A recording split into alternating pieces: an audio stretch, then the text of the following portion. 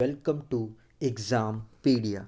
आज है 28 दिसंबर 2020 और इस वीडियो में हम 27 और 28 दिसंबर 2020 के जितने भी इम्पॉर्टेंट करंट अफेयर्स के क्वेश्चंस हैं उन्हें हम डिस्कस करेंगे। तो चलिए शुरू करते हैं। पहला क्वेश्चन, हाल ही में किस राज्य सरकार ने किसानों के लिए फ्रूट्स पोर्टल को लॉन्च किया है? तो इसका सही आंसर है ए, कर्नाटक सरकार ने। तो अभी कर्नाटक सरकार ने कृषि संबंधी जानकारी इकट्ठा करने के लिए ई गवर्निंग पोर्टल फ्रूट को शुरू किया है। यहाँ पर फ्रूट्स का मतलब है farmers registration and unified beneficiary information system. तो इस पोर्टल में सभी किसानों को पंजीकृत यानी कि रजिस्टर किया जाएगा और कैनरा बैंक ने पायलट बेसिस पर इस पोर्टल को चलाने की सहमति ली है और किसानों को इन रजिस्ट्रेशंस के आधार पर सरकारी योजनाओं का लाभ दिया जाएगा।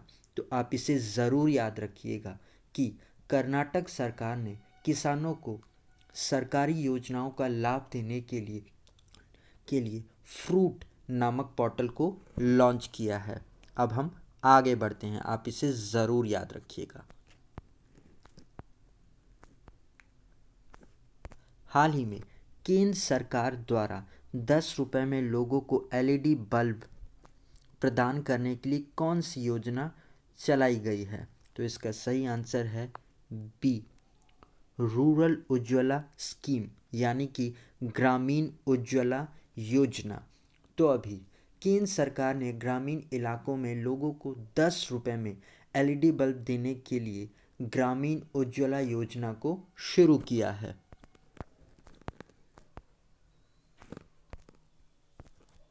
तो इस ग्रामीण उज्ज्वला योजना के तहत ग्रामीण क्षेत्र में रहने वाले हर परिवार को 10 रुपये के दर से 3 से 4 एलईडी बल्ब दिए जाएंगे। तो ऊर्जा दक्षता को गांव में ले जाने और बिजली बिल में कमी के ज़रिए वहां के लोगों की बचत बढ़ाने के इरादे से ये योजना शुरू की गई है केंद्र सरकार द्वारा, जिसका नाम है ग्रामीण उज्ज्वला योजना। तो आप इसे ज़रूर याद रखिएगा। अब हम आगे बढ़ते हैं।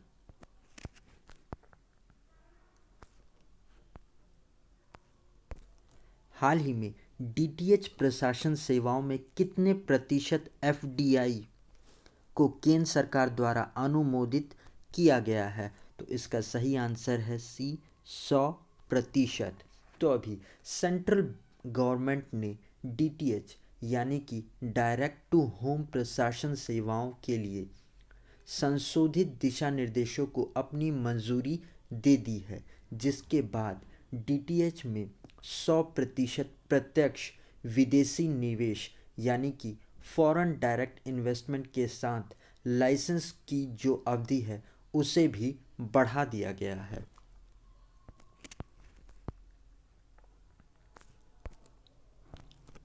और अब इसके लाइसेंस की अवधि को 20 साल तक के लिए बढ़ा दिया गया है।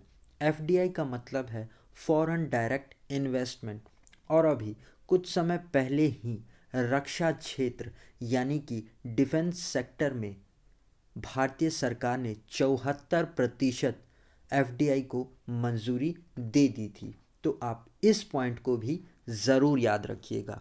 अब हम आगे बढ़ते हैं।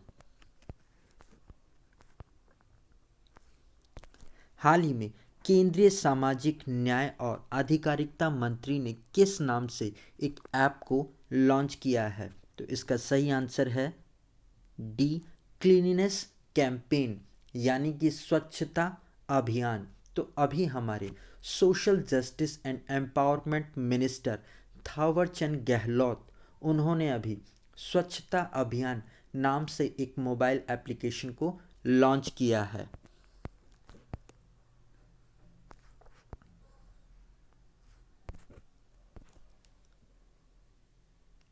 तो इस इसे गंदे शौचालय और मैनुअल स्क्वेंजर्स के डाटा को पहचानने और जियो टैग करने के लिए लॉन्च किया गया है, ताकि उन्हें स्वच्छ शौचालय में बदला जा सके और सभी मैनुअल स्क्वेंजर्स को इज्जत प्रदान करने और उन्हें अधिकार प्रदान करने के लिए इसे लॉन्च किया गया है। यहाँ पर मैनुअल स्क्वेंजर्स का मतलब है अगर कोई भी व्यक्ति गंदे नालों को साफ करने के लिए नीचे उतर जाता है तो उसे हम मैनुअल स्क्वेंजर्स कहते हैं। तो आप इसे ज़रूर ध्यान रखिएगा। अब हम आगे बढ़ते हैं।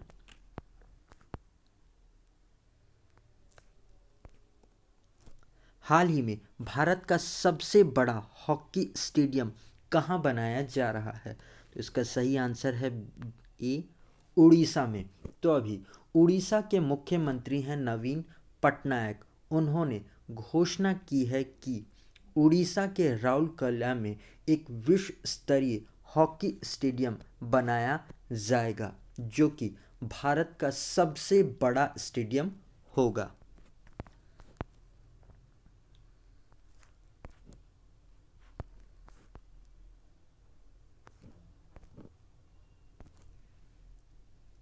और अभी कुछ दिनों पहले ही हमने पढ़ा था कि उड़ीसा में ही 2023 का मेंस हॉकी वर्ल्ड कप भी आयोजित किया जाएगा और उसे इसी स्टेडियम में भी आयोजित किया जाएगा। तो आप इसे भी ज़रूर ध्यान रखिएगा। और गाइस, अगर ये वीडियो आपको अच्छा लग रहा है और आपके आने वाले एग्ज़ाम के लिए हेल्पफुल है तो इसे लाइक और अपने फ्रेंड्स के साथ शेयर ज़रूर करिएगा। और अगर आप इन वीडियोस को पहली बार देख रहे हैं तो आने वाले वीडियोस की नोटिफिकेशन के लिए आप इस चैनल को सब्सक्राइब ज़रूर करिएगा और पास में आए हुए बेल आइकन को भी ज़रूर प्रेस करिएगा, जिससे कि आपको आने वाले वीडियोस के नोटिफिकेशंस मिल सके। अब हम आगे बढ़ते हैं।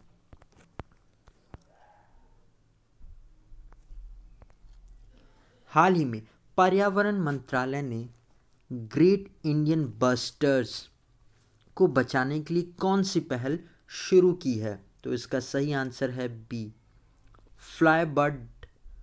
Fire fly bird डाइवर्स्टर्स। तो अभी पर्यावरण मंत्रालय और वन जीव संरक्षण सोसाइटी ने राजस्थान के पोखरण क्षेत्र में हाई वोल्टेज ट्रांसमिशन लाइनों से ग्रेट इंडियन बस्टर्स की रक्षा करने के लिए ये फायर फ्लाई बर्ड डाइवर्स्टर्स पहल को शुरू किया है।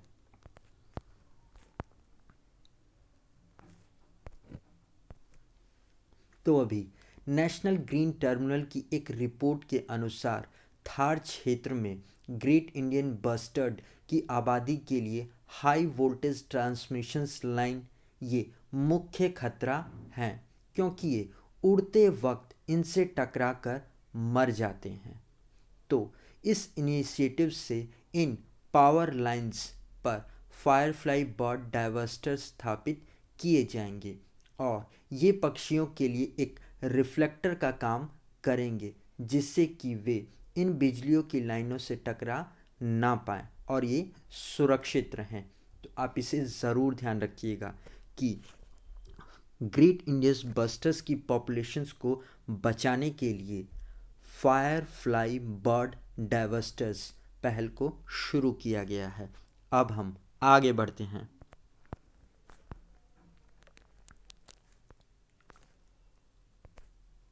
हाल ही में प्रकाशित पुस्तक अयोध्या के लेखक कौन हैं? तो इनका नाम है बी, माधव भंडारी।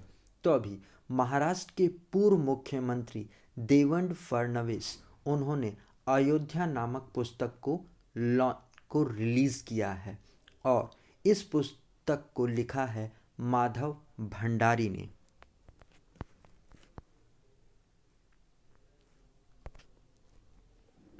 तो ये जो बुक है ये उत्तर प्रदेश के अयोध्या शहर से संबंधित विभिन्न संसाधनों को एक साथ प्रस्तुत करती है। तो आप इसे ज़रूर याद रखिएगा कि अयोध्या नामक पुस्तक को माधव भंडारी ने लिखा है।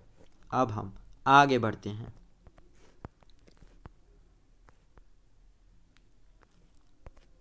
हाल ही में भारतीय सेना ने किस बैंक के साथ सैन्य वेतन पैकेज यानी कि मिलिट्री पे पैकेज के लिए समझौता किया है? तो इसका सही आंसर है ए, बैंक ऑफ बड़ौदा के साथ। तो अभी भारतीय सेना ने बैंक ऑफ बड़ौदा के साथ समझौता किया है।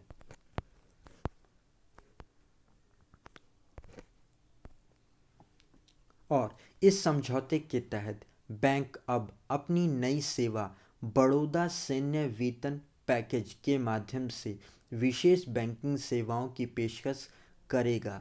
इसे बैंक ऑफ बड़ौदा द्वारा मौजूदा और रिटायर्ड सैन्य कर्मियों को बैंकिंग सेवाएं उपलब्ध कराई जाएंगी। तो आप इसे ज़रूर ध्यान रखिएगा कि भारतीय सेना ने बैंक ऑफ बड़ौदा के साथ सैन्य वेतन पैकेज के लिए एक समझौता किया है। अब हम आगे बढ़ते हैं।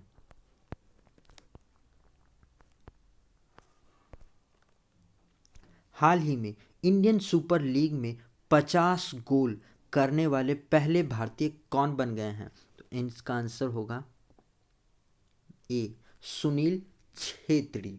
तो अभी इंडियन सुपर लीग में अभी बेंगलुरु फुटबॉल क्लब के कप्तान सुनील छेत्री ने टूर्नामेंट में 50 गोल का योगदान करने वाले बन गए हैं।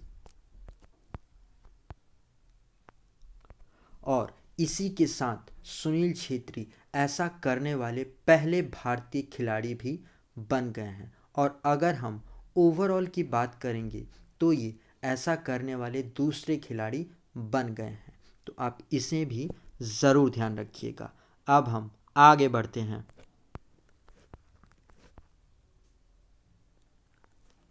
हाल ही में किस शहर में प्रधानमंत्री नरेंद्र मोदी देश की पहली पूर्ण स्वचालित चालक रहित ट्रेन का उद्घाटन करेंगे? तो इसका सही आंसर है बी, नई दिल्ली में।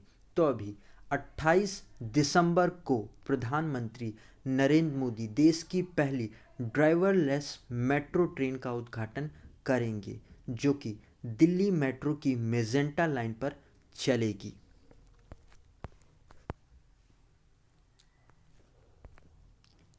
ये ड्राइवरलेस ट्रेन जो कि 23 किलोमीटर लंबी मेजेंटा लाइन पर चलेगी और ये जनकपुरी पश्चिम और बोटेनिकल गार्डन को आपस में जोड़ेगी।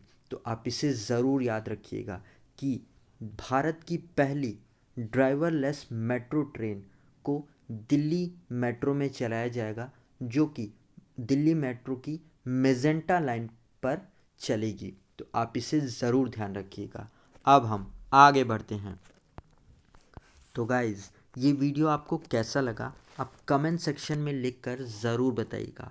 और अगर अभी तक आपने इस वीडियो को लाइक और शेयर नहीं किया है अपने फ्रेंड्स के साथ में, तो आप इसे जाने से पहले लाइक और शेयर ज़रूर करते हुए जाइएगा।